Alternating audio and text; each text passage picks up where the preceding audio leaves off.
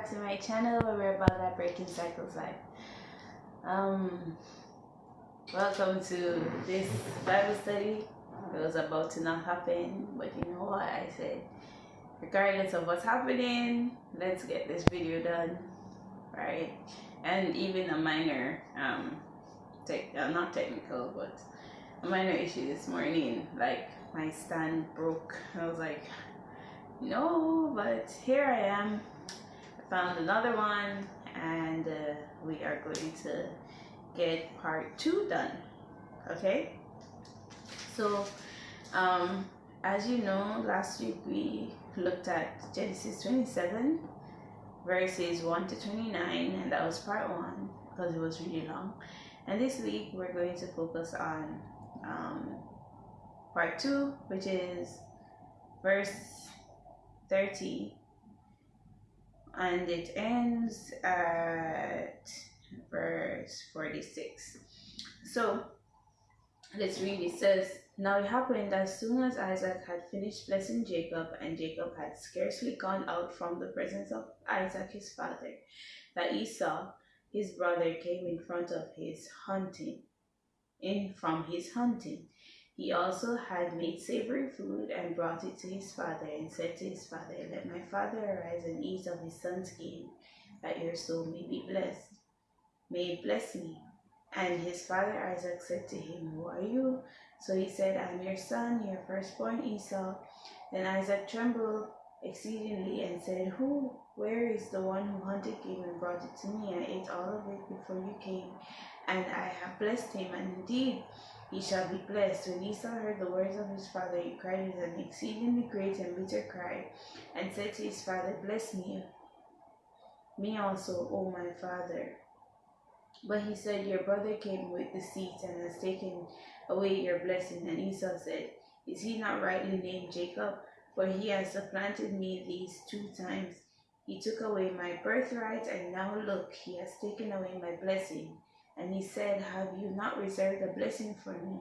Then Isaac answered and said to Esau, Indeed, I have made him your master, and all his brethren I have given to him as servants. With grain and wine I have sustained him. What shall I do now for you, my son?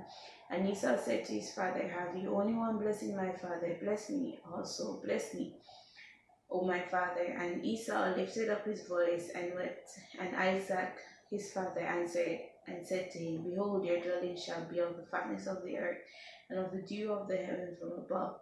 By your sword you shall live, and you shall serve your brother. And it shall come to pass, when you become restless, that you shall break his yoke from your neck. So Esau hated Jacob because of the blessing with which his father blessed him. And Esau said in his heart, The days of mourning for my father at hand, then I will kill my brother Jacob.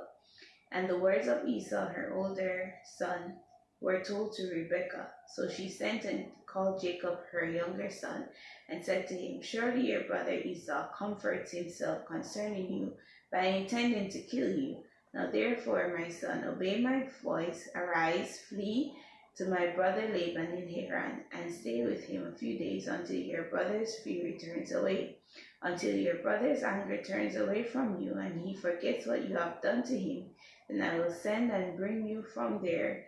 Why should I be bereaved also of you both in one day?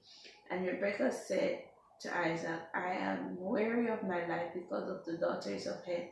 If Jacob takes a wife of the daughters of Heth, like these who are the daughters of the land, what good will my life be to me?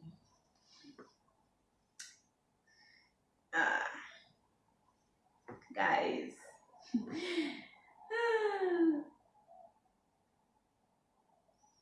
You see what lying and deceit causes in a family, and not waiting on God to do what he's doing. Because as I said last week, who knows what God would have said to Isaac, or what God would have done if Jacob and Rebekah had not tried to deceive Isaac, right? But then again, we have to also consider their worry Not that we should worry, but just coming from the practical perspective. Um, if they weren't worried that Isaac was favoring Esau just because of external appearance, and he was not listening to God because he was not thinking like what God would have more than likely spoken to him. We are not sure, it's not accounted for here in the Bible. But if God had promised it or said that this would happen, then for sure God would have had a way of bringing it to pass, regardless of without the deceit, right? And we all know that God's glory always comes out of anything. He can turn any bad situation into a good situation. And I just watched a video actually speaking about this. Okay, I already lost it.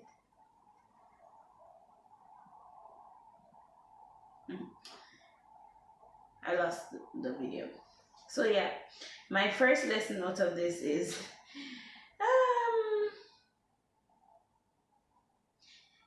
you could say that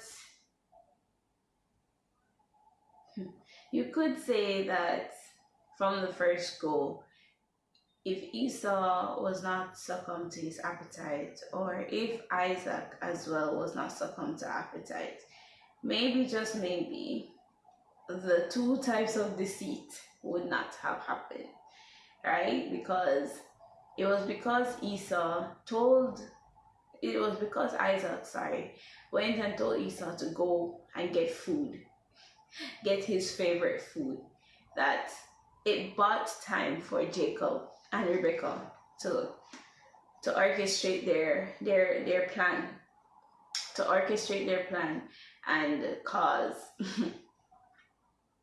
all of this to happen, right? And then but then God allowed that to happen. You see how God uses the foolishness of man to confound the wise. Yeah. God allowed Isaac to be succumbed to his appetite. So he sent Esau to go and get his favorite meal so that he could give the blessing. I don't think there was a need for the food if he truly was supposed to give the blessing. But God used that to cause Jacob to eventually get the blessing, which was his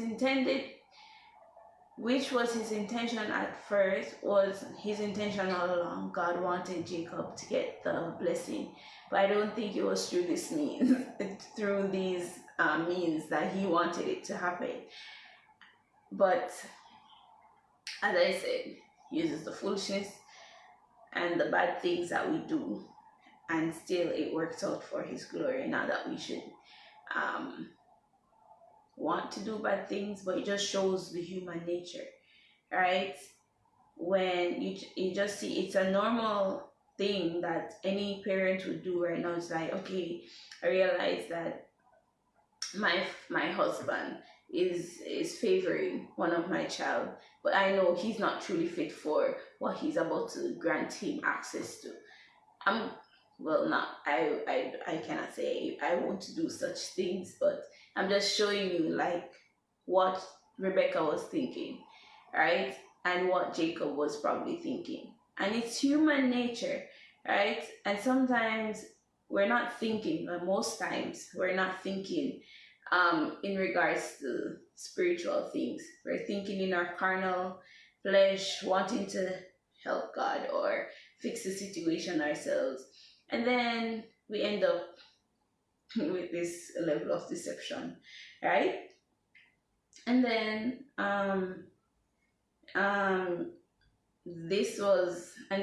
it ended up that Esau got the bad end of the stick. He got a blessing, but it wasn't the blessing that he intended or he wanted to get, as was promised by Isaac. And also, I could kind of compare this to if we succumb to appetites, we're going to lose out on the blessing of salvation. And I mean appetite, nothing in the sense of food only, because that is one, but the appetite of sin, the appetite of anything that is unlike God, sin in essence, right? If we are so blinded, we're so blinded by sin, and we don't ask God to live within us and give us discernment on how to actually go about life with Him as our guide, then we're going to be like Esau. We will give away our birthright, and then we're going to be like Isaac. We're going to grant the blessing to someone who was not our intention. My point is, we will serve Satan instead of serve God. That was just another lesson that I thought could tie very nicely right there. And then you see, it ended up in Esau being super angry with his brother, and Jacob had to run. But we'll see, if you know the Bible story, we'll see how this actually worked out for both their good.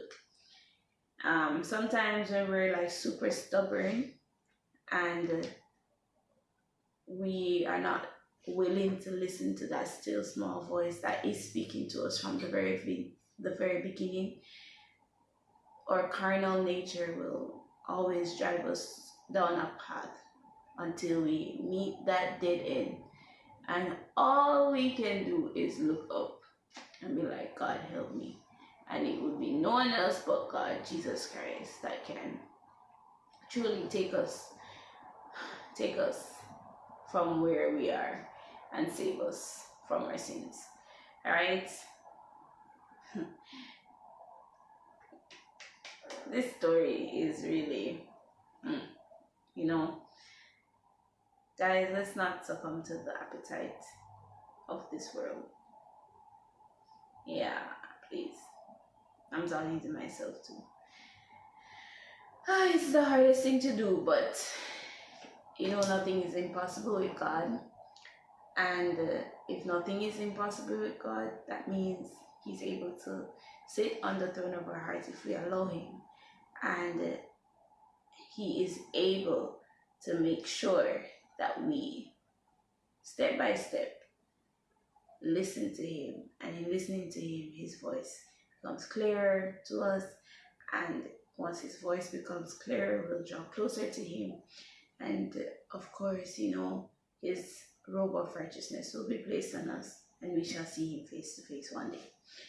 So yeah, that is our Bible study for this week. I hope you learned a lesson, and I sure did. And have a great day, guys. And one more thing, let's all be grateful for life. Not many people are having it well right now, and some have not. Some actually did not wake up this morning. So let's just put all the sick people in our prayers today. Let's ask God to comfort those that are grieving, and just pray for strength and peace of mind for all those that are hurting right now. Okay, so pray for our brothers and sisters out there that are grieving or have a sick family member, and let's just be kind. We never know what anyone's going through in life. Just be kind, and you'll see God definitely bless us as we bless others. Okay, so that's our Bible study for this week, guys. I'll see you on Sunday for Sunday Song Spotlight. Bye bye. Have a great day. Hey guys, I hope you guys enjoyed today's encouragement and I hope you guys are ready for the day ahead. Now do me a favor and press that like button and subscribe button if you are new so that we can get more of this positive Christian content out into the world, okay? And I'll link my daily devotional playlist right here and my Let's Talk playlist if you want to tackle some social issues, okay? So have a great day guys. Bye-bye.